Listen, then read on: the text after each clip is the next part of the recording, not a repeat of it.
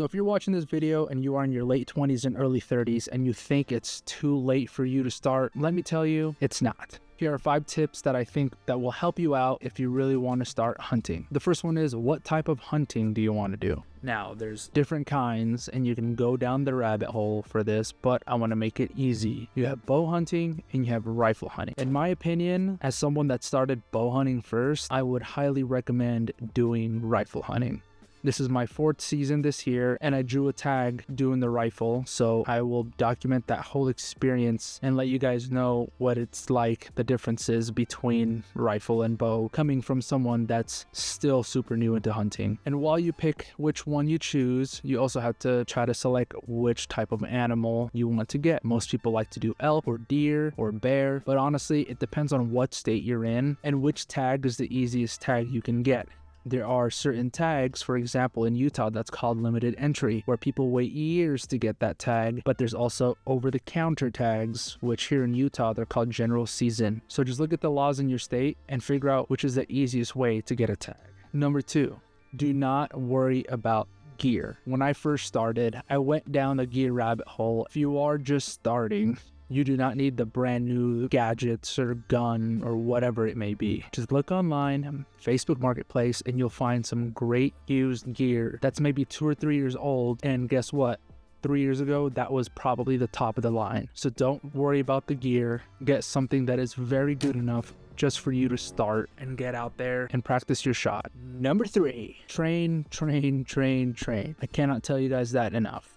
I learned the hard way that you have to train, just because when opportunities come and you didn't train for that certain thing, you're gonna miss that shot. To give you a really good example, I wasn't training that well when I went on my second hunt, and I was hiking in the mountains of Arizona down in Tucson, and I was huffing and puffing. My legs were sore, I was tired, but I kept on pushing through, and I know I could have done better, hiked more miles if I was in shape. But the biggest part of training that I think that you need to do, especially if you're a beginner, months before you buy a tag, months before you even buy gear, as soon as you get your rifle or your bow, go and shoot. Because I had this opportunity when I was down in Arizona, when my friend Willard and I were driving back to go to camp, because we drove to a certain area to go look for deer, and we didn't find anything the whole day until we were driving back, and maybe 100 yards off the side of the road, you see this nice 4-point buck, and he was like, get out there, try to get a shot off, but just get off the main road. I ended up going off to the side, and I got within 65 yards, I believe. It was 65 or 70, which is still a pretty far shot for a beginner. And I drew my bow back. It was perfect, broadside. The buck was looking at me. I was shaking. My legs were tired. I had my pin right where I needed to shoot. And as soon as I put my finger over the trigger, I held it there for maybe 2 seconds, and then I let off. The reason why I did that is because I did not practice shooting at that distance. The farthest I shot was 50 yards. The worst thing that can happen as a hunter is to shoot and hurt the animal and have it suffer for multiple days, and us not being able to find it. Our job as hunters is to give the animal the quickest kill that we can give it. So train, train,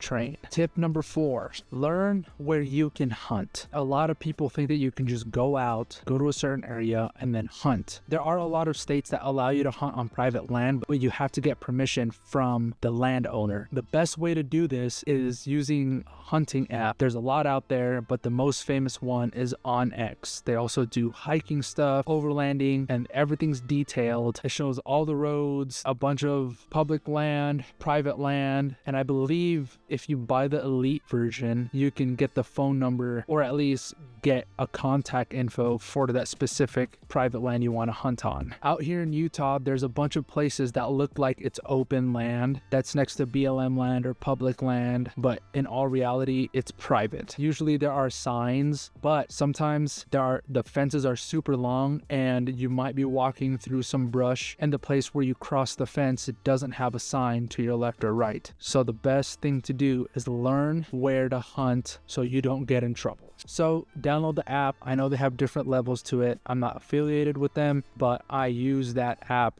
a lot. The 5th and final tip I want to share with you as someone that's a beginner, still new to hunting, that still has no clue what they're doing, is find a mentor. I am blessed to have my friend Willard walk me through everything, teach me how to look for mule deer in the desert, what the signs look like, what are some signs saying that there's a lot of deer in the area, just pretty much anything that has to do with mule deer hunting or javelina hunting, which is what we hunted out there. He taught. And if I didn't have his expertise to go off of, I would be Googling and searching the internet like a chicken with its head cut off, just not knowing where to go.